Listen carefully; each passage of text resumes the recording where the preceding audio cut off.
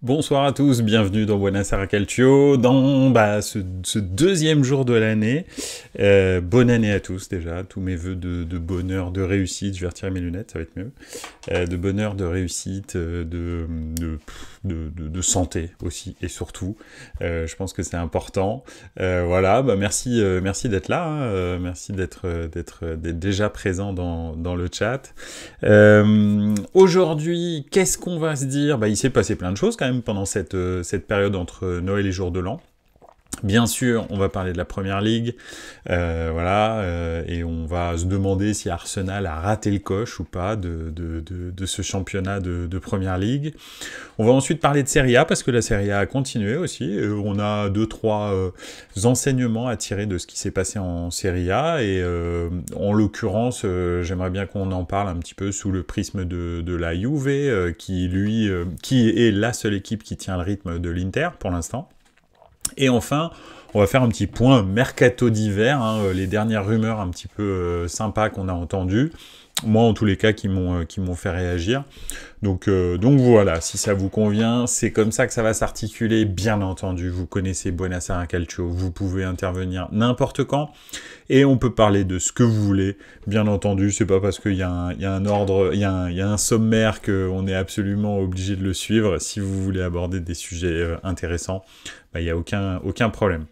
Okutonujo, bonsoir. Et si c'est pour m'annoncer des nouvelles comme ça, c'est pas la peine. But de Cagliari apparemment en Coupe d'Italie.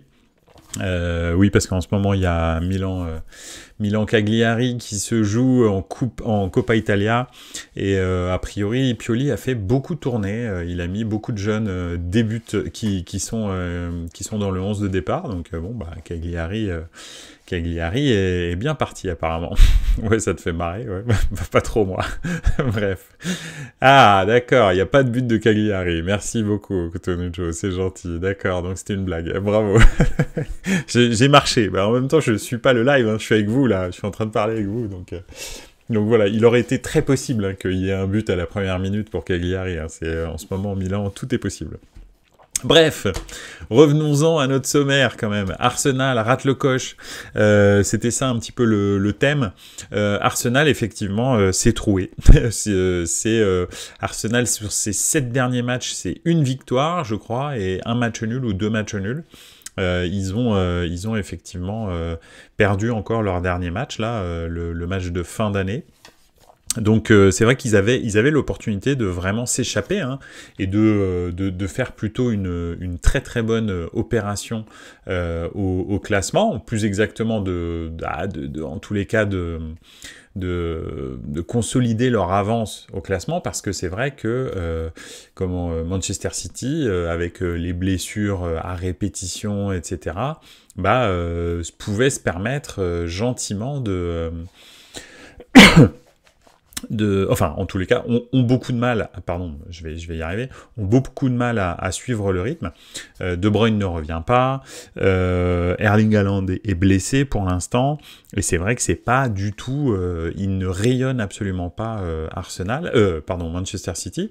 Donc Arsenal avait une vraie opportunité de creuser un peu l'écart avec Manchester City, qui a perdu. Si on prend les 5 derniers matchs de Manchester City, ils ont fait 3 victoires, un nul, une défaite. Donc potentiellement, tu pouvais reprendre quand même 4 points sur eux.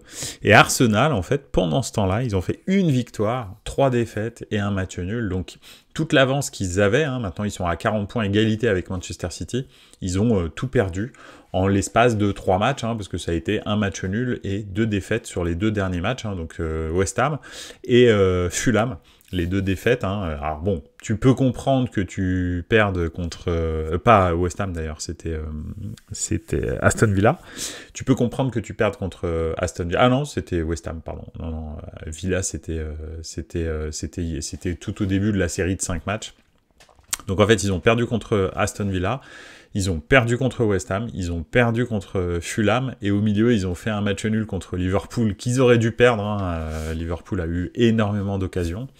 Et ils ont quand même réussi à gagner 2-0, et ça c'est un petit peu surprenant, parce que la seule équipe qu'ils ont gagnée, c'est Brighton qui est une équipe qui joue très bien. Alors après, c'est vrai que Aston Villa, tu peux t'attendre à ce qu'ils galèrent un peu, Liverpool aussi. Mais c'est vrai que finalement, perdre contre West Ham et contre Fulham surtout, ça fait quand même des ordres. Donc je pense que effectivement, comme disait Sir Alex Ferguson, Sir Alex Ferguson, vous connaissez certainement cette phrase, c'est sûr, on ne gagne pas le titre au Boxing Day. En revanche, on peut le perdre au Boxing Day. Et je pense que c'est ce qu'Arsenal a fait. Ça va être compliqué. Alors bon, pour l'instant, il n'y a que 5 points de retard sur Liverpool. Ils sont à égalité avec Manchester City, mais Manchester City a un match en retard. Donc potentiellement, Manchester City est à 2 points de Liverpool et deuxième du championnat. Ça, c'est un peu la théorie, elle est comme ça. Si jamais City gagne son match en retard, qui est contre je sais pas qui, donc je me souviens plus, je crois que c'était quand il y a eu des intempéries là récemment. Donc voilà. Bref, Arsenal probablement a raté le coche du championnat d'Angleterre, malheureusement, et c'est bizarre parce que c'est vrai qu'on avait l'impression, enfin en tous les cas, moi j'avais l'impression que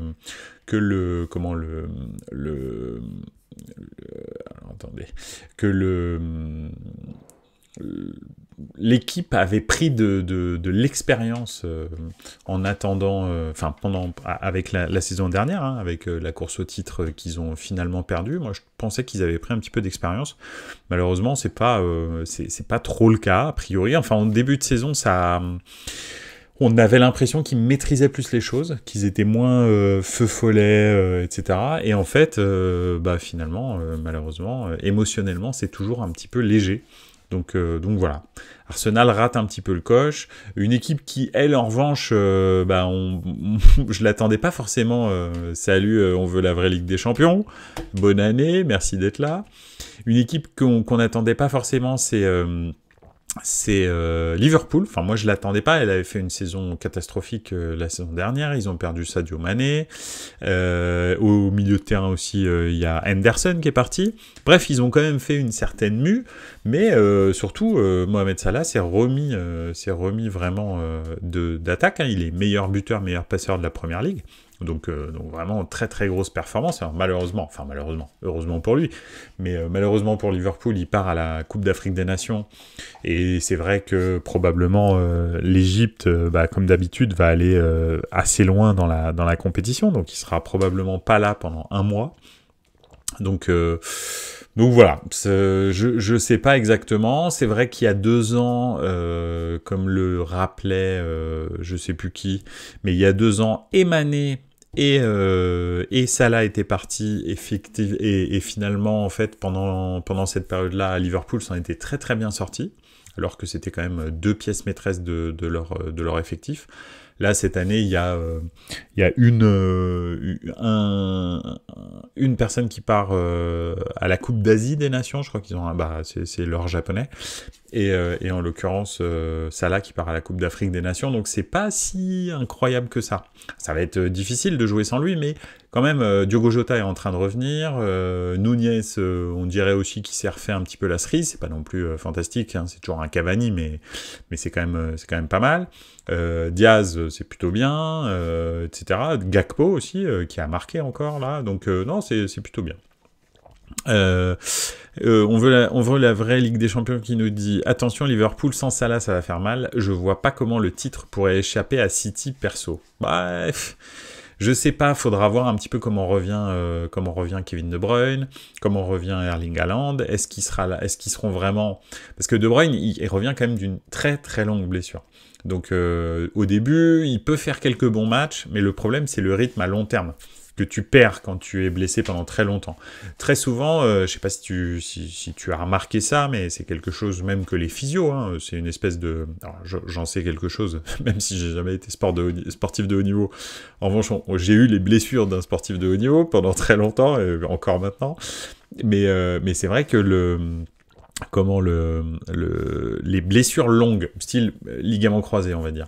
Quand tu reviens, souvent t'es taquet parce que t'as eu effectivement, tu sors de préparation physique, etc. En gros, t'as refait une préparation physique, t'as pu te reposer, etc. Et puis en plus, t'es mentalement frais parce que t'as énormément envie de jouer. Donc tu reviens. Très souvent, les 3 premiers matchs sont très bons. Et après, le rythme, c'est très compliqué à récupérer, hein, le rythme, l'enchaînement des compétitions, des matchs, tous les 3 jours, etc. Ça, c'est quelque chose que tu perds. Donc très rapidement, ça baisse. Et ensuite, aussi, il est très fréquent que tu te blesses à un autre endroit que là pour la raison pour laquelle tu as été arrêté, parce que inconsciemment, tu combles. On va dire que tu vas faire des compensations. Sur la partie blessée, et très souvent tu te blesses ailleurs. Donc voilà, donc ça, on va voir comment ils vont revenir, mais il est très possible que leur retour, alors surtout pour De Bruyne, hein, parce que De Bruyne c'est vraiment très long, hein, c'est depuis la finale de Ligue des Champions, donc voilà. Mais effectivement, en revanche, Erling Haaland, on verra, mais il commence à être blessé quand même relativement fréquemment, hein, le petit. Hein, c'est au moins 2-3 fois par saison. Donc pour l'instant, il a toujours été... Enfin, il a été là l'année dernière sur le Money Time. Donc voilà, même si pour moi, il n'a pas été très décisif. Hein, mais voilà. McAllister aussi, ça joue bien. Oui, c'est clair, bien sûr. Non, mais le milieu de terrain, c'est très très bien hein, à Liverpool. Hein, ce qu'ils ont reconstruit là avec Szoboszlai, McAllister et tout. Non, c'est vraiment top. Tottenham, je comprends pas leur saison. Par contre, bien commencé, puis un gros trou, et là, ça va mieux. Oui, après, c'est la même chose. Alors, au Coutonojo, il y a Covid très long aussi. C'est-à-dire, qui c'est qui a le Covid très long? Excuse-moi, j'ai peut-être raté un truc. Mais oui, il y a aussi enfin, il y a eu des cas de Covid très longs où les gens reviennent très, très, très difficilement. Hein. Ils ont le souffle coupé, le souffle court très, très, très, très longtemps après leur Covid. Et c'est assez compliqué de revenir. Tottenham, un jeu très énergivore. Hein. Pardon, c'est un commentaire. De Bruyne se soigne à base de cataplasme de moule, dit Coutonojo. Écoute, je sais pas. Je peux pas te dire. Oui, bon, il est belge. Probablement que les moules frites, il aime beaucoup. Je sais pas. C'est possible. Je peux pas te dire. Donc Tottenham, Tottenham, c'est un jeu très énergivore qu'a mis en place Ange, je vais l'appeler Ange, hein, c'est plus simple que son nom de famille, mais donc, et c'est vrai que c'est un jeu très sympa, bien entendu. Le problème, c'est que c'est vrai que James Maddison, la blessure de James Maddison, a été vraiment très préjudiciable à Tottenham, et c'est ce que tu dis, en fait, ils ont été obligés de réorganiser leur jeu. En fait, avec Maddison, le jeu était très bien rodé. Alors, ils avaient des baisses de temps en temps physiques en fin de match, mais comme souvent, ils prenaient beaucoup d'avance grâce au talent de Maddison, en fait, même s'il y avait des retours, ils perdaient pas les matchs. Une fois que James Maddison est parti, ils ont vraiment galéré pendant 3-4 matchs. Et après, ils ont commencé à remettre de l'intensité, à mener. Très souvent, ils menaient au score.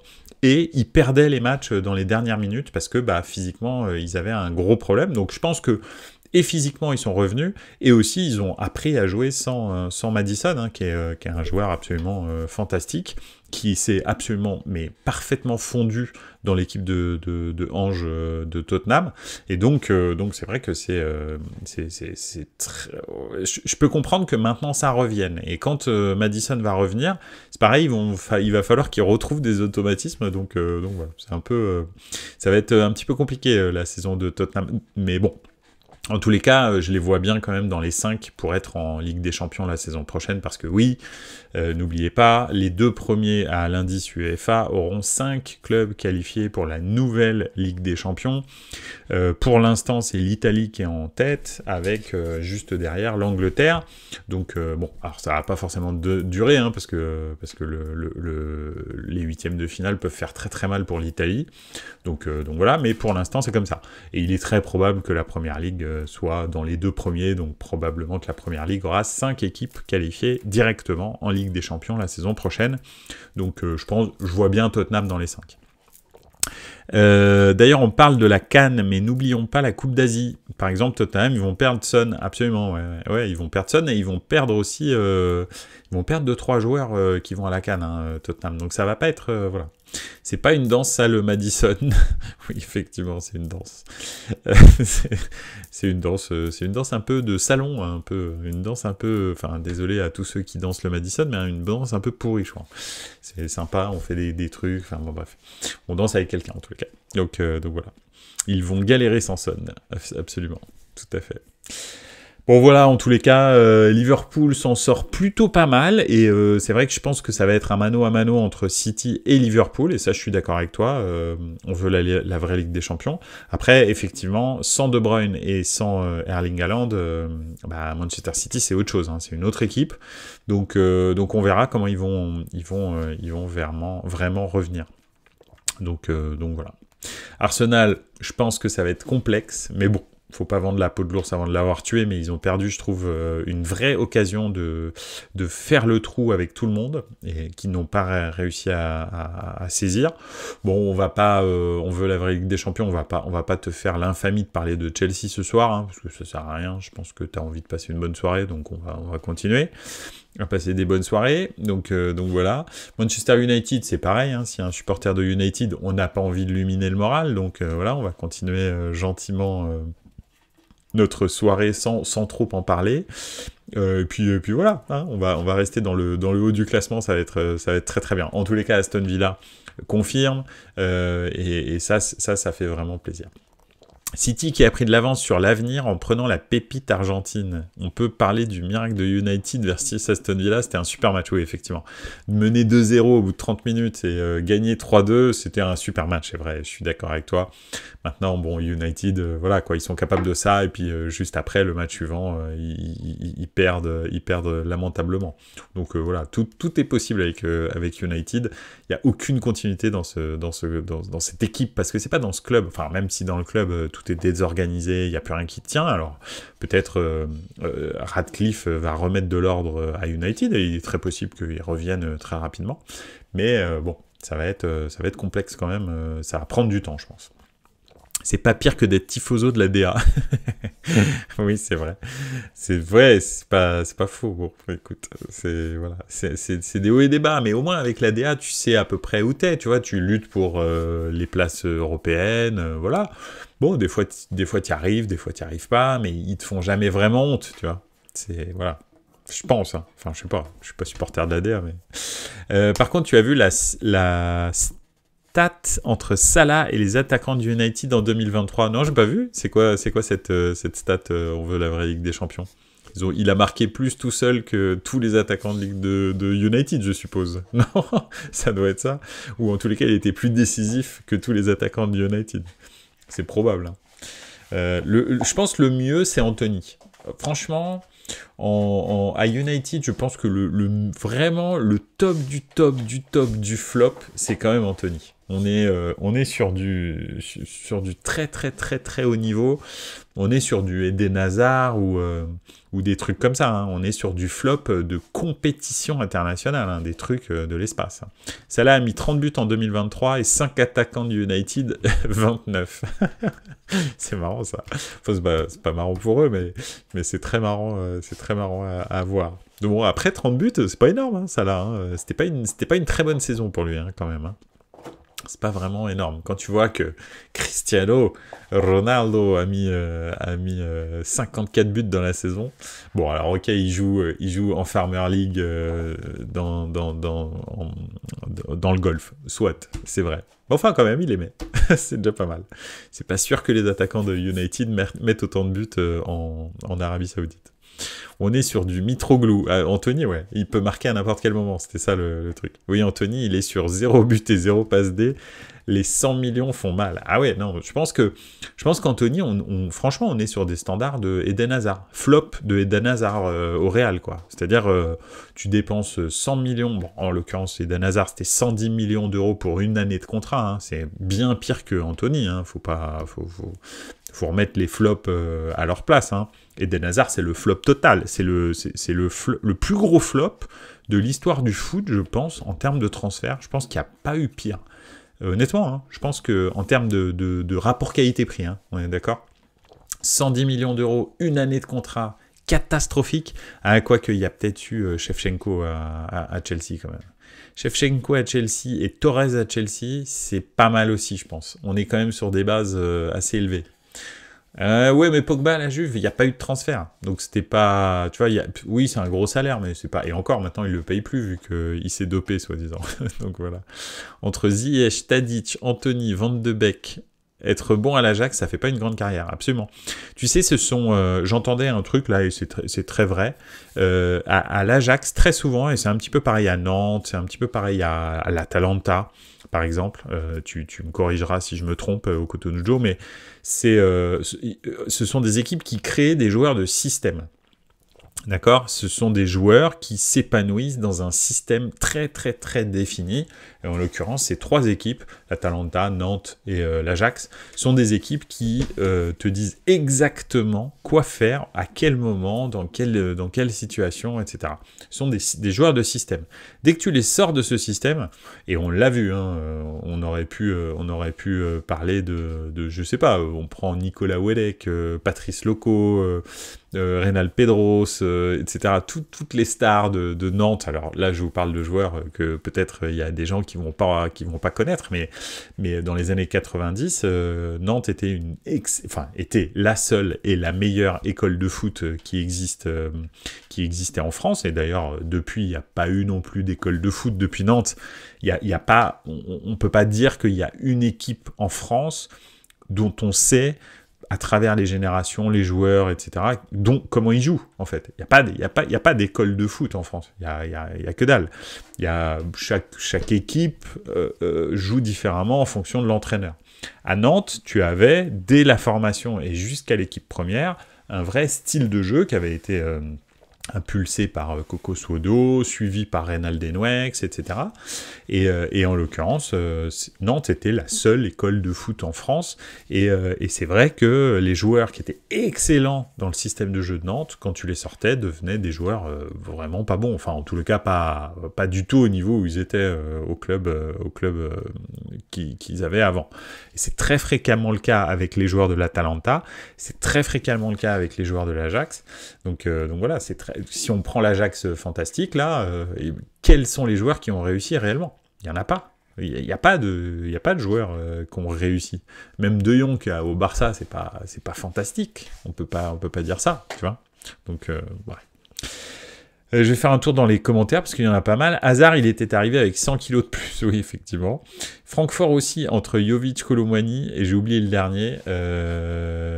Oui, effectivement, alors c'est vrai que Francfort, je suis d'accord avec toi, ouais. Hashtag Loukoum. Invaincu toute une saison, le FC Nantes de Suodo avec Pedros et Loco, ouais, tout à fait.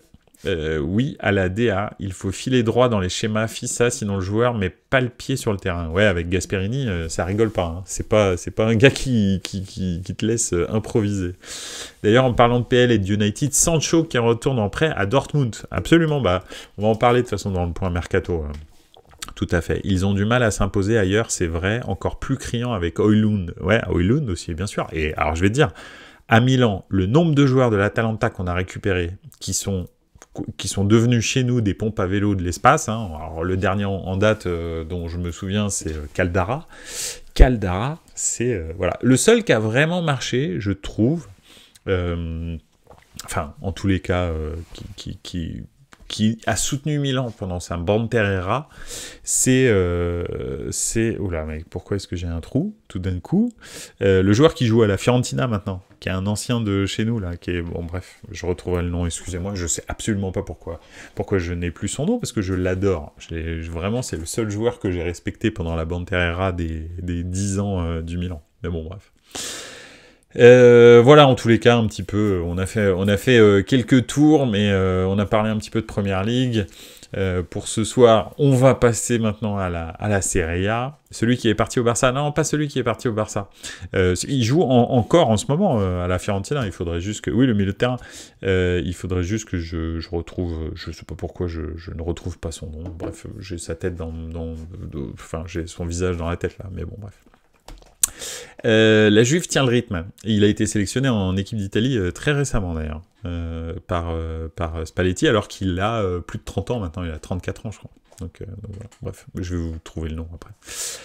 La Juve tient le rythme, oui effectivement, donc la Juve encore avec un match pas terrible, je sais pas si on veut la vraie Ligue des Champions à regarder le match ou pas, mais c'est vrai que que la Juve a réussi à marquer un but par Adrien Rabiot, encore, ce week-end, et à recoller à l'Inter. L'Inter qui s'était un petit peu troué, qui avait fait un petit match nul, hein, qui était, voilà. Donc voilà, Milan a gagné aussi 1-0 péniblement contre Sassuolo. Donc tout le monde a repris 2 points sur l'Inter, ça change pas que l'Inter a encore beaucoup d'avance, mais la Juve tient le rythme et a plus qu'à 2 points de l'Inter, donc voilà. Alors je suis toujours pas convaincu par leur match, pour être très honnête. Il n'y a pas de maîtrise, et puis surtout c'est pas très ambitieux comme jeu, voire même pas du tout ambitieux. Donc ça c'est un petit problème quand même. Mais ils sont encore là, ils lâchent pas l'affaire. Et ils vont probablement jouer le Scudetto jusqu'au bout. Hein. Ça, c'est assez surprenant, honnêtement. Honnêtement, c'est assez surprenant. Donc voilà, ouais, j'avoue que c'est, voilà, je suis de plus en plus surpris par cette Juve qui est redevenue, on va dire, un peu, si on peut dire ça, mais elle est redevenue la Juve des années 2010, c'est-à-dire une Juve pas folle, quoi, vraiment pas, on en est très loin, et pourtant, ils ont encore, voilà, ils gagnent à chaque fois leur match en étant très sérieux, très restrictifs, très défensifs. Pourtant, ils ont du talent sur le terrain, honnêtement. Là, je trouve même beaucoup plus que ce que ça avait pu être en attaque, en tous les cas, par le passé. Donc voilà, donc je suis assez circonspect, mais ça va être une belle lutte jusqu'au bout, en tous les cas. Donc voilà, Bonaventura, mais oui, bien sûr, merci beaucoup, on veut la vraie Ligue des Champions, excuse-moi. Pourquoi est-ce que j'arrive pas à trouver le nom de Bonaventura? C'est vraiment un joueur que j'adore, en plus. Donc bref. Donc voilà, Bonaventura, effectivement, c'est peut-être la seule réussite qu'on a eue avec l'Atalanta, parce que les Conti, Caldara, etc. Caldara, il est encore au Milan. Hein. On l'a payé 42 millions d'euros il y a 5 ans. Et il a joué peut-être, je pense, 2 matchs avec le Milan. On l'a prêté une fois ou deux, mais le mec est là, est blessé H24, hein, là il est encore blessé. Ça fait 5 ans qu'il est blessé, Caldara. Conti s'est fait 2 fois les croisés, hein, quand même, chez nous. J'avoue, pardon, j'avais oublié, mais il y a quand même Franck Kessie. Franck Kessie qui est quand même aussi une réussite. Allez, Kessie, Bonaventura, les deux sont quand même des réussites, même si c'était pas fantastique, c'était quand même pas mal. Donc voilà. On veut la vraie Ligue des Champions. Et oui, on joue mal, mais on gagne une anomalie. Ouais, je sais pas si c'est une anomalie, c'est plus fino à l'affiné, c'est da Juve, tu vois, c'est plutôt ça, quoi. En fait, vous revenez à vos standards, même si vous avez eu des très très belles équipes, hein, attention, mais c'est plus dans les années 90 ou 2000 que récemment, quoi. Donc voilà. La Juve, ils arrivent à avoir des résultats, c'est fou, et même avec le retrait de points la saison dernière. Ouais, c'est vrai. Cristante, ouais, Cristante, mais est-ce que c'est une vraie belle réussite Cristante à la Roma? Moi, je suis pas sûr en fait. Hein. À chaque fois, je suis un peu je reste sur ma faim avec Cristante. Il est lourd, il ralentit le jeu. T'as l'impression que c'est un Matic en plus mauvais. Tu vois, voilà. Bon, bref, je suis pas super convaincu par Cristante, mais bon. Je pense que dans le Guinness Book, Allegri a une grande place dans le nombre de victoires 1-0. Ça doit être fou. Ouais, ça, je suis vraiment d'accord. Effectivement, ça doit être complètement dingue. Le nombre de matchs 1-0 qu'il a dû gagner, ça doit être dingo, quoi. Et alors, ouais. Même un 2-1, il fait rarement. Hein. C'est 1-0 ou alors il fait des mauvais résultats, quoi. C'est assez bizarre. Bref, à côté de ça, Milan donc essaye de tenir le choc. Hein, on verra jusqu'où. Pioli, il est toujours sur la corde. Hein, s'il gagne pas là contre Cagliari et le match de championnat contre Empoli qui va arriver, il va sauter probablement. Alors on parle de Oliver Glasner.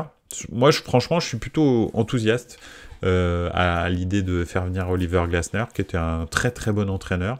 Donc voilà, moi j'ai un entraîneur allemand, bien entendu, qui a fait de très bonnes saisons en Bundesliga, qui, si je ne m'abuse, a gagné la Ligue Europa avec Francfort. Hein. Il me semble que c'est lui qui a gagné ça, mais en tous les cas, Glasner a toujours pratiqué un très beau jeu.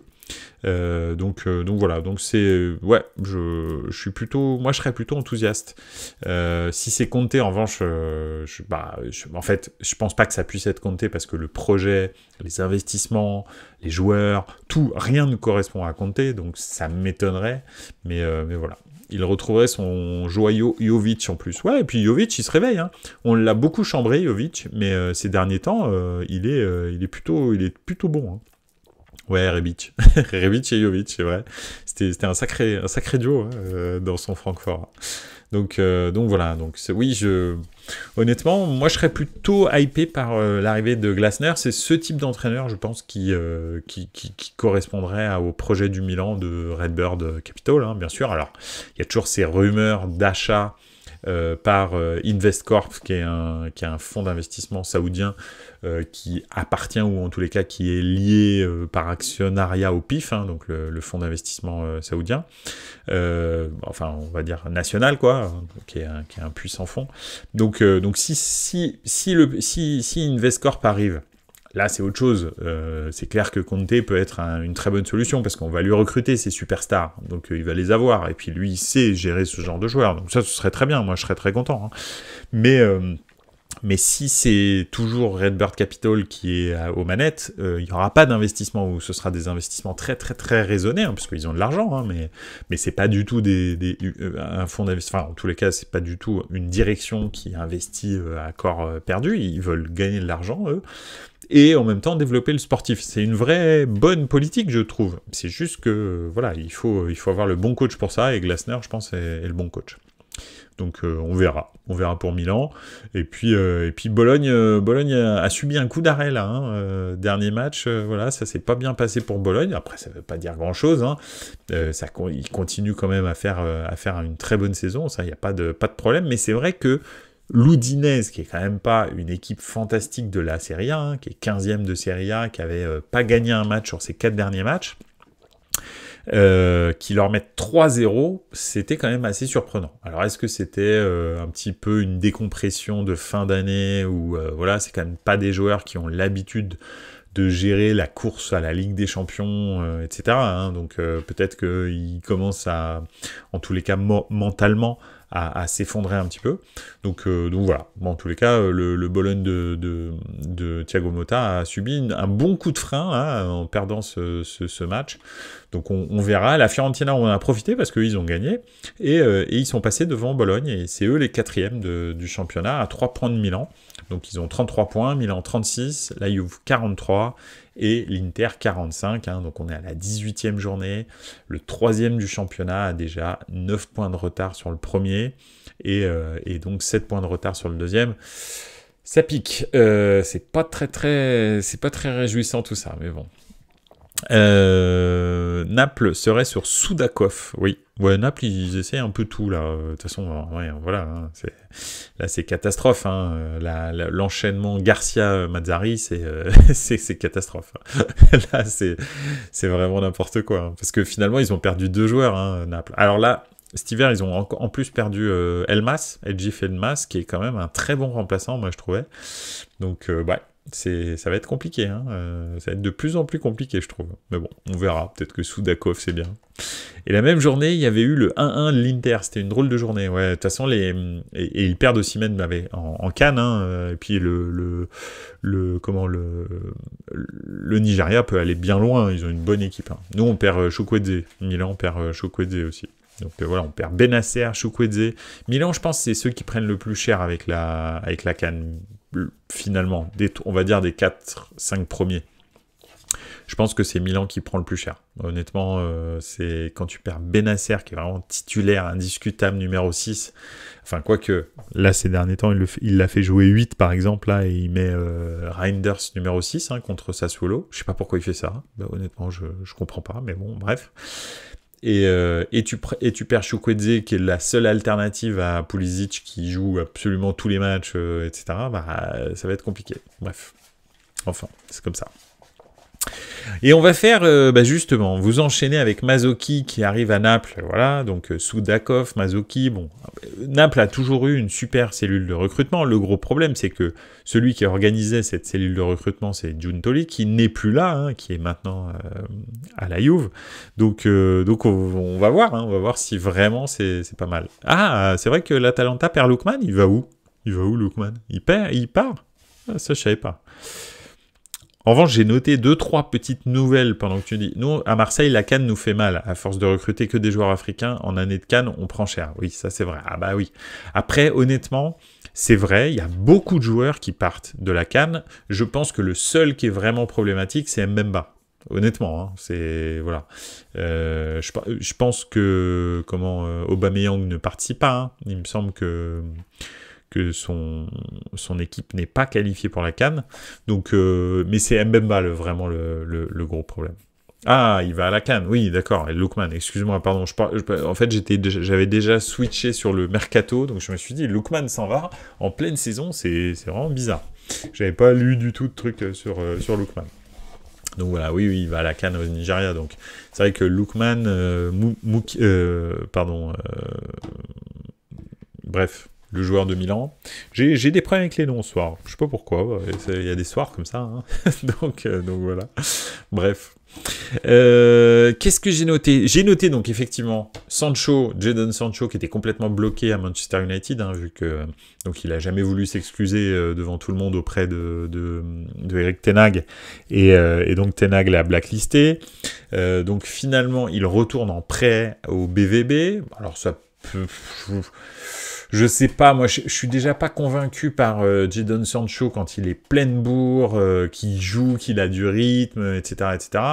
Même si je ne nie pas son talent, je dis juste, je nie sa qualité probablement d'hygiène de vie, je me pose des questions sur son explosivité, c'est de pire en pire, je me pose des questions même sur le rendu physique qu'il donne, hein. De plus en plus, je trouve qu'il a un rendu un petit peu, tu le vois évoluer un petit peu comme Neymar. Je sais pas si vous vous souvenez, mais Neymar, quand il est arrivé au Barça, il était tout fin, il était ultra explosif, etc. Et petit à petit, on l'a vu bouffir un petit peu. Je ne sais pas si vous vous êtes rendu compte de ça, mais Neymar, il est bouffi. Si vous regardez maintenant, il est bouffi. Alors bon, on sait, enfin, en tous les cas, on sait tous. Moi, je sais comment est-ce qu'on devient bouffi. donc voilà. La fiesta aide à devenir un petit peu bouffi. Et en l'occurrence, Jadon Sancho, j'ai l'impression qu'il prend un peu le même chemin. Et ça se voit de plus en plus sur son jeu, parce qu'en fait, l'explosivité vraiment magnifique qu'il avait au tout début, à ses tout débuts au BVB, a complètement disparu au fur et à mesure. Donc voilà, c'est un petit peu bizarre. Il y a un joueur qui devient bouffi, je trouve, au PSG et qui est libre. C'est qui? Ah bah oui. Alors je trouve, effectivement, t'as raison. Alors il ne devient pas bouffi. Je trouve en revanche qu'il s'épaissit. Et d'ailleurs, j'ai bien l'impression que le fait qu'il s'épaississe, donc bien sûr on parle de Kylian Mbappé, hein, effectivement en revanche il s'épaissit, alors bon c'est absolument normal qu'entre ses 17 ans quand on l'a découvert à Monaco et maintenant ses 25 ans au Paris Saint-Germain, donc 8 ans plus tard, ils prennent un petit peu de la masse musculaire. Mais j'ai l'impression qu'il a un peu trop travaillé et qu'il prend trop sur le haut du corps. Et d'ailleurs, ça lui joue un peu des tours quant à son explosivité, à sa vitesse. Ces derniers temps, je le sens pas aussi explosif qu'avant, Kylian Mbappé. Je suis d'accord. Après, honnêtement, je remets pas en question son hygiène de vie à Mbappé. Je pense que c'est un vrai, très grand professionnel. Donc, je sais pas, on va voir. Au niveau du visage, il prend aussi... Ça se voit beaucoup, je trouve. Oui, c'est vrai. Alors, je pense qu'il prend du poids, tout simplement. Ça, c'est possible. Hein. Quand on voit son papa, par exemple, et même sa mère, c'est pas des gens gros, hein, attention. Mais en revanche, c'est des gens qui ont un physique imposant. D'accord? Attention. Je suis pas en train de dire que c'est des gens qui sont en surpoids, pas du tout. Mais son papa et sa maman sont des gens qui ont un physique très imposant. Donc, le fait qu'ils soient à ce point-là fin, finalement, c'était presque une anomalie, on va dire, génétique, on va dire. Donc là, on a l'impression qu'il reprend un peu le chemin de sa génétique, quoi. Donc voilà, c'est un atavisme, quoi. Voilà. Alors attends, je vais faire un petit tour. C'est l'andropause, dit Okutonujo, probablement. Je pense que c'est ça. Il s'est ici au niveau de la tête. Oui, effectivement, ça, au niveau du melon, c'est possible. Peut-être pas pour rien que Luis Enrique le met 9. Ouais, c'est clair. De toute façon, Luis Enrique, il a... Enfin, Mbappé en 9, on sait que c'est pas sa meilleure place. Mais en même temps, sur la droite, maintenant, quand il rencontre des grosses équipes, il fait plus de différence. À chaque fois qu'il a rencontré l'Angleterre, à l'Euro, Manchester City, le Real, etc. Alors, pas le Real. Le Real, c'est le mauvais exemple parce qu'il les avait pliés. Donc voilà, mais en tous les cas, Manchester City et l'Angleterre, les 2 fois... ou même par exemple après dans les autres matchs il n'est pas décisif en Ligue des Champions mais il est plutôt il est pas décisif, c'est-à-dire il marque pas des buts mais il crée des passes décisives ou des choses comme ça, donc voilà. Mais ces derniers temps à gauche il fait plus trop de différence et surtout il défend pas. Donc je pense que Enrique, en gros, il lui laisse un choix, c'est soit tu fais 9, et là tu peux ne pas défendre, mais si tu fais 7, comme tu dis, Okutonujo, oui, Mbappé c'est un 7, si tu fais 7, il faut que tu défendes. C'est-à-dire le football en 2023, c'est plus le football de Cristiano Ronaldo et de Léo Messi. C'est terminé. Si tu défends pas à 11, tu perds. Tu ne gagnes pas la compétition. C'est simple. C'est comme ça. T'as beau avoir le talent que tu veux, tu défends. Erling Haaland, il défend. Kevin De Bruyne, il défend. Je sais pas, toutes les grandes stars, Vinicius, il défend. Donc, il n'y a que comme ça, en fait, que tu peux... je sais pas, Benzema. Benzema, il défend énormément. Je te parle quand il jouait encore au football, hein, pas depuis qu'il est en Arabie Saoudite. Donc, c'est vrai... je pense que c'est un deal qui fait un petit peu avec Mbappé. Déjà de temps en temps, peut-être que dans certains matchs, il aura besoin de mettre Mbappé dans l'axe parce que à gauche, justement, il saura que il n'y aura pas de surprise, alors que si tu le mets dans l'axe, ça peut surprendre l'équipe adverse. Et ensuite, je pense que c'est un message aussi qui lui dit « T'aimes pas 9 ? Oui, mais c'est le seul endroit où t'es pas vraiment obligé de défendre comme un chien. En revanche, tu veux être sur l'aile, aucun souci. Avec grand plaisir, je te mets sur l'aile. Mais là, tu dois défendre vraiment comme un chien. » Donc voilà. Après, défendre comme un chien pour un joueur comme Mbappé, c'est juste se replacer et se mettre en face du joueur pour essayer de couper une ligne de passe. Hein. C'est pas, on lui demande pas d'être numéro 6 et d'aller gratter des ballons dans les pieds. Hein. Donc c'est juste revenir en fait et venir se mettre dans les lignes de passe. C'est tout ce qu'on lui demande. Et orienter le jeu comme ton entraîneur te demande de l'orienter. C'est-à-dire si ton joueur, tu veux vraiment pas qu'il joue le long de la ligne, tu te mets le long de la ligne pour qu'il soit obligé de jouer dans le cœur du jeu. Et c'est comme ça que le pressing va s'activer. Donc voilà, c'est simple le foot. Enfin, c'est pas simple d'ailleurs, mais ça marche comme ça le foot. C'est tout ce qu'on te demande, c'est pas forcément de récupérer la balle, c'est de faire aller la balle là où l'entraîneur veut mettre le vrai pressing. Donc voilà, c'est ça qu'on te demande.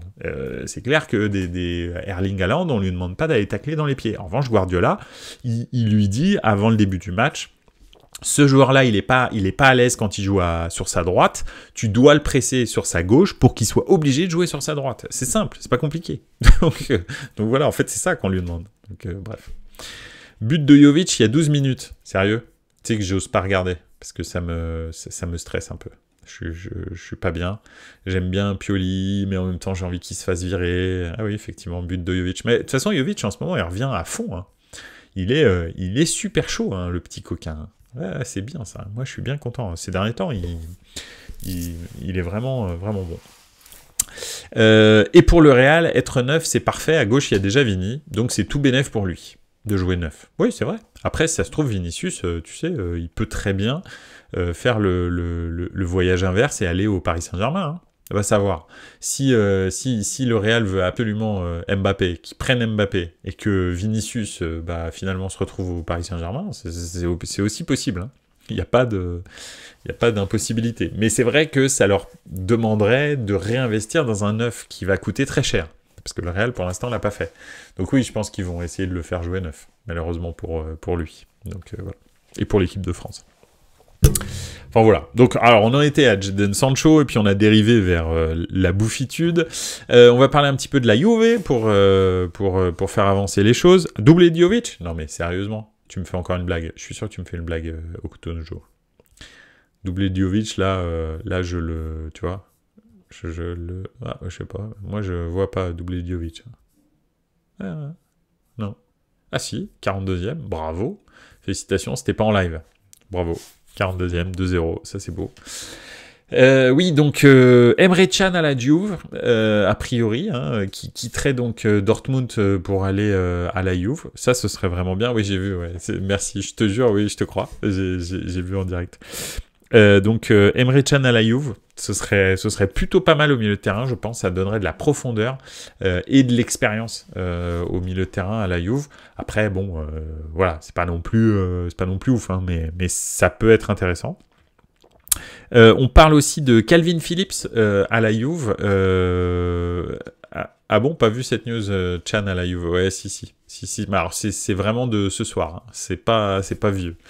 Donc voilà, ce serait plutôt bien. Ah non, pardon. Non, je suis désolé. C'est moi qui me trompe. Emre Can à Naples. Ouais, voilà, c'est Emre Can à Naples. C'est juste que, bon, Emre Can à la Juve, voilà. Mais oui, Emre Can à Naples. Donc, effectivement, ça pourrait être une option pour Naples, pour renforcer leur milieu de terrain après le départ de LG Felmas, justement. Calvin Phillips, lui, vraiment, c'est à la Juve. Ou alors au Paris Saint-Germain. Ça, franchement, je suis vraiment pas convaincu. Ni à la Juve, d'ailleurs, ni au Paris Saint-Germain. Alors, peut-être un petit peu plus à la Juve, parce que Calvin Phillips, il a une vraie dynamique, tu sais, physique. Il donnerait une dimension un petit peu différente, je trouve, au milieu de terrain de la Juve, que Locatelli, je trouve, ne donne pas. Locatelli ralentit le jeu, je trouve. Et donc, je trouve que Calvin Phillips amènerait les muscles, en fait, dont manque peut-être le milieu de terrain de la Juve pour faire des décalages, être plus impactant. Donc, Juve, il leur manque Berardi. Comme ça, ils auront la connexion Panini-Sassuolo. Et grave. Il a gardé une belle cote, Calvin Phillips. Ouais, absolument. Et alors après, effectivement, le Paris Saint-Germain cherche aussi à renforcer son milieu de terrain parce qu'il n'y a pas beaucoup de remplaçants. En fait, tu vois. Alors déjà, je trouve que le milieu de terrain, on en a déjà parlé ici à de nombreuses reprises, mais le milieu de terrain du Paris Saint-Germain, il est pas mauvais, mais c'est un milieu de terrain moyen, d'accord. Le petit Zaïre Emery, il est très bon, mais bon, il a 17 ans et c'est pas Rodri, hein, on est bien d'accord. C'est pas ce calibre de milieu de terrain. C'est pas Joshua Kimmich, c'est pas des joueurs de ce calibre-là. On est bien d'accord. Zaïre Emery, c'est un très bon milieu relayeur, très cool, super. Franchement, il a 17 ans, c'est extraordinaire ce qu'il fait à 17 ans, mais pour l'instant, peut-être qu'il deviendra ce joueur absolument décisif au milieu de terrain. Mais pour l'instant, c'est pas le cas. D'accord, c'est pas le Casemiro du Real, etc. On en est très loin. Donc, il a le potentiel peut-être pour le devenir. Ça change pas que ce sera dans 5 ans. Donc, voilà. On n'en est pas là. Vitinha, Ugarte, bon, c'est mignon. C'est du petit milieu de terrain sympatoche. Pour la Ligue 1, c'est très très bien. Ça domine les débats tranquillement. Mais en revanche, bon, il n'y a pas grand-chose de plus. Et effectivement, avoir peut-être en plus, je trouve que ça manque de muscles. Pareil, c'est un milieu de terrain. Zaïre Emery, il est quand même relativement bien constitué, on va dire. Et il a de l'impact. Mais il manque quand même du lourd. Et en l'occurrence, Calvin Phillips peut amener ça au Paris Saint-Germain. Je trouve que dans les deux milieux de terrain, je suis assez hypé par l'avenue de Calvin Phillips, même si ça fait longtemps qu'il n'a pas joué avec Manchester City, donc on verra. Par contre, Mason Greenwood, son retour est fou. J'ai vu que le Barça, qui n'arrive pas à inclure Roquet dans la liste, et l'Atlético serait intéressé. Belle revanche pour lui. Alors, de toute façon, Mason Greenwood, alors, je ne vais pas juger ses actes en dehors du football, surtout qu'il est toujours avec la maman, en l'occurrence, avec laquelle il s'est mal comporté. Donc voilà, mais c'est vrai que ça a toujours, enfin, c'est le meilleur des petits jeunes de Manchester. Moi, je trouve qu'il est au-dessus de Jadon, comment il s'appelle? Ouh là là, ce soir c'est compliqué, hein. de Marcus Rashford. Je trouve qu'il est meilleur que Marcus Rashford. Ça a été vraiment toujours, dans cette génération, tu sais, qui a sorti le Paris Saint-Germain là, l'espèce de remontada, peut-être un petit peu moins spectaculaire, mais en 2017, je crois. Quand ils font le match à retour à Paris avec Lukaku qui est encore à Manchester et tout, où il fait jouer tous les remplaçants parce que tout le monde est blessé ou suspendu, Greenwood, tout de suite tu vois que c'est le meilleur en fait. C'est vraiment le meilleur de tous. Et c'est vrai que son histoire a fait en sorte que ce soit compliqué, mais son retour en Espagne est vraiment très très bon. Après, bah voilà, hein, on en est au Barça qui arrive même pas à inscrire Roquet sur la liste parce qu'ils ont des revenus qu'ils incluent à leur chiffre d'affaires alors qu'en fait, c'est des revenus qui ne doivent pas être comptés. Enfin bon, bref. Je sais pas exactement comment ils vont se démerder. L'Atlético, en revanche, ça pourrait être pas mal, hein, mais le problème, c'est que l'Atlético, ça va être très restrictif pour lui, hein, vu que l'autre, il est inamovible, ça va être complexe. Mais bon. Au Cotonou, c'est normal, Emery n'a pas fini sa croissance. Emery n'a pas fini sa croissance? Ah, Zaïre Emery. Oui, c'est vrai, ouais. Oui, t'as tout à fait raison. Ouais, je pensais qu'on parlait de l'entraîneur. T'as tout à fait raison. Donc ça c'était le truc. Le Real est toujours à la recherche d'un défenseur central, hein, au moins parce que blessure sur blessure sur blessure, hein, Alaba et Militao, donc c'est très compliqué pour le Real. Il n'y a aucun remplaçant. Tchouaméni est obligé de jouer en défense centrale, et on parle de Raphaël Varane qui pourrait quitter Manchester United et revenir au Real, avec l'avantage bien entendu déjà d'une de connaître la maison, de parler espagnol bien entendu, et d'avoir une adaptation ultra rapide à la Liga, c'est clair, et d'avoir aussi de l'expérience en Ligue des Champions. Donc il y a pas mal, Donc voilà, Tchouaméniga, oui, effectivement.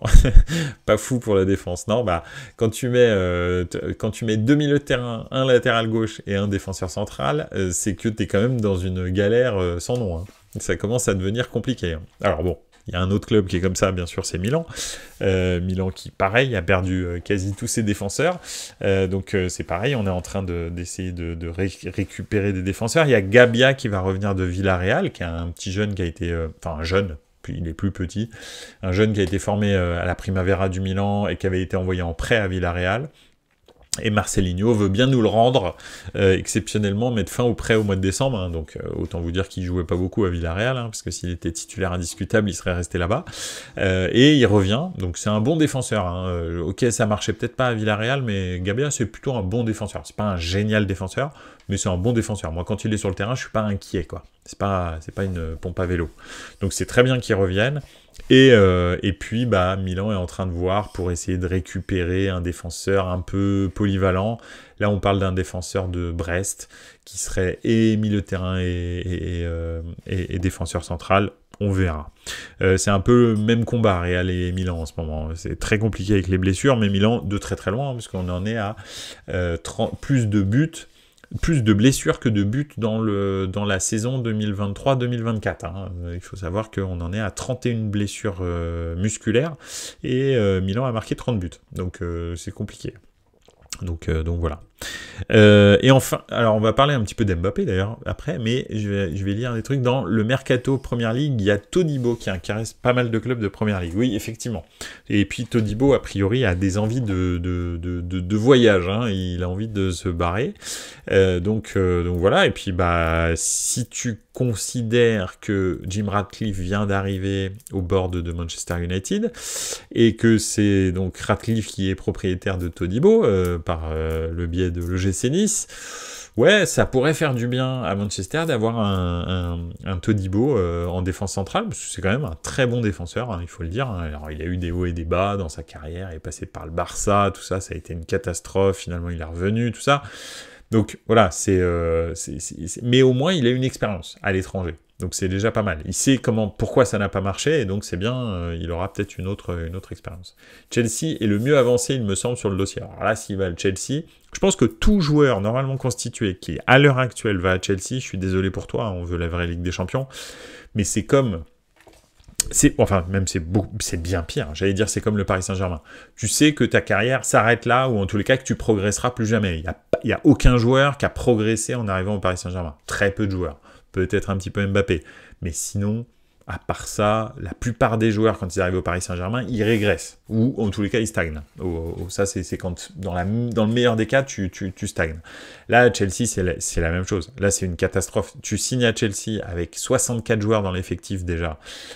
Tu vas arriver, le coach qui connaît même pas ton prénom, il sait même pas qui t'es, il va te voir une fois sur le 3e terrain parce que t'es la 3e équipe qui joue professionnelle, hein, on parle même pas des jeunes là. Hein. Donc non, franchement, c'est pas possible quoi. Donc ouais. Oui, Palmer est content d'être à Chelsea, lui, par contre, effectivement. Palmer, c'est une bonne surprise. C'est plutôt une bonne surprise. En fait, c'était un bon jeune. Hein. D'ailleurs, à City, il voulait le garder. Hein. Donc voilà, c'est lui qui a dit qu'il se barrait. Hein, parce que Guardiola voulait pas qu'il s'en aille. Hein. Mais le joueur a dit, non, mais moi, je me barre. Donc, si t'en es là, c'est que t'es un bon. Voilà, ça, c'est autre chose. C'est un autre niveau. Les autres, en revanche, il y a quand même énormément de joueurs très surcotés qui ont signé à Chelsea. Hein. Caicedo, des trucs comme ça, c'est pas mal, tu vois, mais c'est quand même, enfin, ça vaut pas les prix ils sont multipliés par 4 ou 5, enfin, c'est complètement dingue, c'est fou, en fait, les prix, mais bon, bref. Vu leur manne financière. Ouais, mais à un moment, Chelsea, va falloir que le fair play financier de la Première Ligue ou de la Champions League, je sais pas, hein, mais il va falloir qu'ils les envoient en 3e division. Enfin, il y a un moment donné, ça peut plus continuer, quoi, de dépenser comme ça sans aucune limite et aucun résultat. Surtout ça. Encore s'ils gagnent la Ligue des Champions, la Première Ligue et tout, tu te dis, bon, bah, ils ont des revenus, ils vont vendre des maillots, ceci, cela. Mais les mecs, ils sont 10e du championnat depuis 3 ans. Mais enfin, il y a un moment, faut arrêter, quoi. C'est pas possible. Donc, je sais pas. Voilà, à un moment, je pense que le fair play financier de la Première Ligue va les déglinguer et va leur retirer 60 points, et puis ce sera réglé. Ils seront en division 3, et puis voilà, quoi. Enfin, je sais pas, hein, je vois pas comment ça peut se terminer autrement, en fait. Et ils continuent à acheter, en plus, c'est ouf. C'est vraiment des jeux barres. Mais moi, je commencerai à vendre, en fait, avant de me demander s'il faut que j'achète. Enfin, je sais pas, mais... Enfin, bref. Qu'est-ce que j'ai encore sur ma petite liste? Mbappé, bien entendu. Mbappé, là, ça y est, peut commencer à négocier avec tous les clubs. Donc c'est vrai que, bien sûr, le Real est plutôt favori, mais a priori, ils vont lui mettre un ultimatum. En fait, je pense que le vrai favori, c'est le Paris Saint-Germain. Mais ouais, alors voilà. Excuse-moi, je change de sujet parce que on veut la vraie Ligue des Champions, nous dit ils veulent vendre Gallagher, qui est probablement le meilleur joueur de Chelsea depuis le début de saison. Enfin, je sais pas, hein, je sais pas ce que t'en penses, mais moi, tous les matchs que j'ai vus, Gallagher, je me dis, ce gars-là, il sort de nulle part, mais franchement, il est bon. Et là, ils veulent le vendre. Et tu vas récupérer Ziyech. Alors bon, on est bien d'accord que Ziyech, quand même, c'est quand même une blague. Donc voilà. Oui, en plus à Tottenham, donc un concurrent pour le titre. Franchement, Tottenham, avoir Gallagher au milieu, mais ce serait fantastique pour eux, hein, parce que c'est un super bon joueur, Gallagher. Enfin, c'est pas De Bruyne, hein, on est bien d'accord, hein, mais c'est quand même un très bon joueur. Donc ouais, si Tottenham le recrute, c'est une super affaire pour eux. Et alors en revanche, c'est une très très mauvaise affaire pour Chelsea. Parce que c'est à peu près, déjà c'est le capitaine, et ensuite c'est à peu près le seul joueur qui tient la route de façon constante, on va dire, à Chelsea. Parce que c'est vrai que Palmer est pas mauvais depuis le début de saison, mais tu sais pas trop combien de temps ça va durer. Et après les autres, c'est soit On, soit, tu vois, Malo Gusto c'est plutôt pas mal en ce moment, mais ses débuts ont été bizarres. Enfin voilà, t'as beaucoup de joueurs. Dizazi c'est la même chose. Enfin ça vivote tout le reste, quoi. Gallagher c'est le seul qui est vraiment stable, quoi. Donc je sais pas. C'est vraiment très bizarre. Tottenham, en tous les cas, s'ils arrivent à avoir un milieu de terrain comme Gallagher, en plus des joueurs qu'ils ont, ce serait un très bon move. Hein. Donc voilà. Et quant à Mbappé, donc oui, bien sûr, le Real. Mais c'est vrai que moi, je continue à penser qu'il devrait aller ailleurs pour vraiment rentrer dans l'histoire, s'il veut rentrer dans l'histoire du foot et dans l'histoire d'un club. Je pense que Arsenal ou Liverpool seraient les clubs les plus indiqués pour Mbappé, et surtout des clubs qui ont les moyens de l'accueillir, financiers je parle, surtout Arsenal d'ailleurs. Arsenal a énormément de moyens financiers. En même temps, ils n'ont jamais gagné une Ligue des Champions. Imaginez si Arsenal gagne gagne une Ligue des Champions grâce à Mbappé, mais il devient instantanément plus grand que Thierry Henry, Dennis Bergkamp, Paul Merson, et j'en passe, hein, ou les Tony Adams, les Ray Parlour, etc. Il devient la plus grande légende du plus grand club de Londres. Parce que, très clairement, excusez-moi, je suis désolé, je sais pas si je vais choquer des gens, mais Arsenal... Ok, n'a jamais gagné la Ligue des Champions, mais ça change pas que c'est le plus grand club de Londres en Angleterre, d'accord ? Je te parle de popularité en Angleterre. Arsenal fait partie des 3 gros clubs anglais. inamovibles, on va dire, du championnat d'Angleterre. Il y a Liverpool, il y a Manchester United et il y a Arsenal. Ce sont les trois, le Big Three, on va dire, historique, celui qui draine le plus de supporters, celui qui fait le plus d'audience en Première Ligue, etc., etc. C'est ces trois-là. Hein. Les Chelsea, les Tottenham, les Manchester City, tout ça, ça existe pas, enfin je veux dire, ça existe bien sûr, mais c'est pas du tout au niveau de ces clubs-là, hein. Donc il faut savoir que Arsenal fait vraiment partie des clubs historiques de la Première Ligue, donc voilà, donc non, je pense que c'est vraiment, ce serait vraiment intéressant, moi je pense. Je pense que Gallagher qui part, c'est pour faire de la place à Lavia qui est revenu de blessure, seule raison que je vois, surtout qu'au Real, il y a Haaland qui va arriver, il a une clause de départ, oui, absolument, si on met les sous. Alors, le truc, c'est que Gallagher, en fait, pourquoi la vente de Gallagher? J'ai entendu un truc, c'est lié cette fois-ci vraiment au fair play financier. C'est à peu près le seul joueur qui vaut de l'argent à Chelsea, que tu peux vendre, et donc ils sont obligés de commencer à vendre. Et ils commencent par le meilleur, bien entendu, malheureusement, parce qu'ils ont besoin de sous tout de suite, pas parce que Todd Boehly est en galère ce mois-ci, hein, non pas du tout. C'est juste qu'il faut faire rentrer de l'argent rapidement dans les caisses pour pouvoir présenter un bilan financier plutôt pas trop mauvais au fair play financier. Donc c'est pour ça qu'ils vendent Gallagher, parce que c'est le seul qui vaut de l'argent. Les autres ont été dévalués de façon complètement folle. Donc si tu vends des joueurs moins chers que ce que tu as acheté, en fait, tu vas faire rentrer de l'argent, mais tu vas aussi créer des déficits comptables, en fait, tout simplement. Donc c'est pas des bons moves, quoi, à long terme, à moyen terme. Donc voilà. Après, effectivement, Haaland a une clause. Est-ce que Haaland va partir au Real? Je pense que le Real, en fait, se dit soit on prend Vinicius, soit on prend Mbappé, soit on prend Haaland. Après, s'ils arrivent à faire les deux, Mbappé, Haaland, et revendre Vinicius, par exemple, au Paris Saint-Germain, là, ce serait masterclass. Hein. Franchement, chapeau, merci, c'est gentil d'être venu. Hein. Là, bravo. Ah, ça change pas qu'ils ont pas de défenseurs, ils ont toujours Nacho et Tchouaméni, hein, mais bon, c'est quand même pas mal, la ligne d'attaque. Donc voilà. Bon. Enfin, bref. Enfin voilà un petit peu le point mercato. Je vous ai donné mon avis juste sur Mbappé, mais bon voilà, moi je pense que l'Angleterre déjà c'est le championnat que tu dois jouer, que tu veux jouer, c'est pas la première ligue, tu vas aller taper rétaffer. Enfin tu vois, c'est relou, la plupart des équipes espagnoles elles sont éclatées au sol en première ligue au moins. C'est pas fantastique, hein, c'est pas super sexy d'aller jouer Bournemouth, mais quand tu regardes Bournemouth jouer au football, je suis désolé, mais en fait, le niveau, il est très élevé de Bournemouth, tu vois, c'est ça qui est chaud. Donc voilà, c'est pas génial Bournemouth, c'est pas génial Luton, hein, ou des trucs comme ça, mais, je suis désolé, mais le niveau est quand même relativement élevé, même chez les petits clubs, et c'est d'ailleurs pour ça qu'il y a beaucoup de surprises, donc voilà, je sais pas. La nouvelle réglementation en Arabie Saoudite pour les non-arabes peut-elle changer la donne du mercato européen selon toi? Eh bien, je ne connais pas cette nouvelle réglementation, mais elle vient de sortir celle-là. Ils ont fait des extra-communautaires ou des trucs comme ça. Je sais pas, je suis vraiment désolé, mais si tu peux nous éclairer avec grand plaisir, je n'ai pas vu passer cette information. Donc voilà. Bon.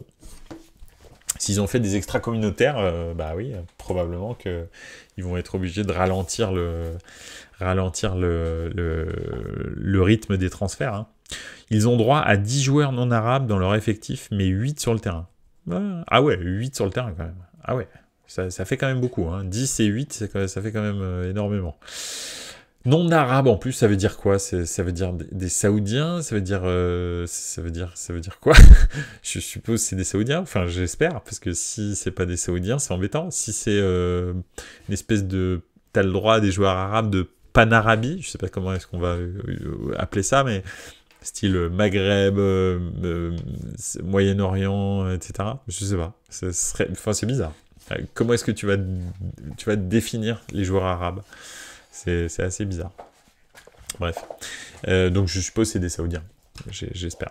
10 Européens dans ton effectif, 8 Européens sur la feuille de match. Ouais, ça fait beaucoup. Hein. Je pense pas que ça va changer grand-chose parce que déjà, y a beaucoup d'équipes qui n'ont même pas 10 Européens encore dans leur club. Ils ont 5-6 et les 6, ils sont sur le terrain. Donc, bon, en fait, non. C'est juste ok, ils veulent pas aller jusqu'au bout. C'est-à-dire, ils veulent au moins un goal saoudien, quoi. Un truc comme ça. Mais bon. Bref. On verra bien. Écoute, on verra bien. Écoutez, bah, ça c'est tout pour ce soir, c'est déjà pas mal, parce qu'on a passé quand même presque plus d'une heure ensemble. Ça a été un plaisir de vous revoir pour cette première émission de l'année de Buenos Aires Calcio. Donc voilà, on a parlé de Première Ligue, on a parlé de Serie A, on a parlé de Mercato, etc. Donc Mbappé en Arabie Saoudite, balai avec le Real. Ouais, peut-être, hein, on va savoir. Je crois que Eurosport évaluait à 3% la chance qu'il signe en Arabie Saoudite, 4% ou 7% pour Manchester United. 8% pour Arsenal, etc. Bon bref, c'était très très peu, et puis 40% pour le Real, et 40% pour le Paris Saint-Germain, je crois. Bref. Écoutez, je vous souhaite une excellente soirée. Merci d'avoir été présent. N'oubliez pas, Buenos Aires Calcio, c'est sur YouTube. C'est bien sûr en podcast sur toutes les plateformes de streaming. Sur Twitch, si vous voulez regarder les émissions. Et puis n'hésitez pas à partager avec tous vos amis fans de foot, si vous le souhaitez, bien entendu, avec grand plaisir. Merci en tous les cas de votre fidélité. Et je suis très très content d'entamer une nouvelle année avec vous tous pour qu'on partage ensemble notre passion du foot. Voilà. Merci beaucoup. Bonne soirée. Ciao, ciao. Ciao, ragazzi. Ciao.